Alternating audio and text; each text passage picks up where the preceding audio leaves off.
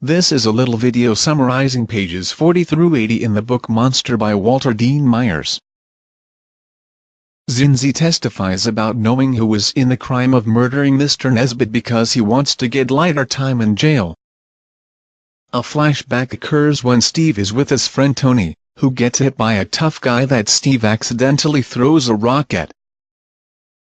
Currently you see Steve is writing and having thoughts about how much he hates jail. Bolden testifies and was in jail for breaking and entering.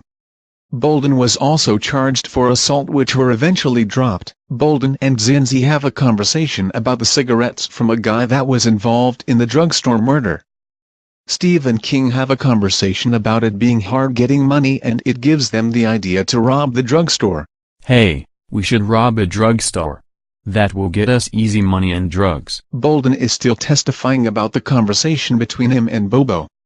He says Bobo was the one that gave cigarettes to him. He said he would give me 2 cartons for $5 each. I asked him how he got them and he said that he was in a robbery in a drugstore.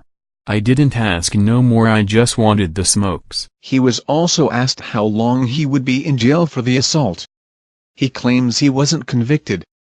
Then he says that he was trying to be a good citizen by saying Bobo was in the murder. Steve writes in his notebook about having his shoelaces and belts taken away so they can't kill themselves. He has a hard time sleeping because of what happens around him in his cell. The next day, the court resumes with Detective Carl stating what he saw at the crime scene. Petrocelli talked with Carl about what he saw and found missing at the crime scene. We found that the cash register was open and that the victim was dead. We looked for other clues, but we didn't find anything.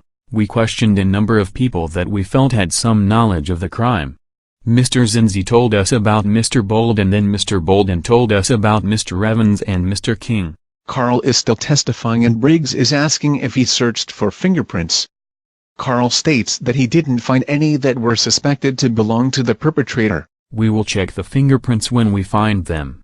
You do a crime, and they treat you like garbage. You think you're innocent? The last scene we see in this group of pages are Steve and other prisoners discussing their opinion if Steve is innocent or not. Yes. How is he gonna say he's innocent? That's why they hold the trial. So the jury can decide if he is innocent or not.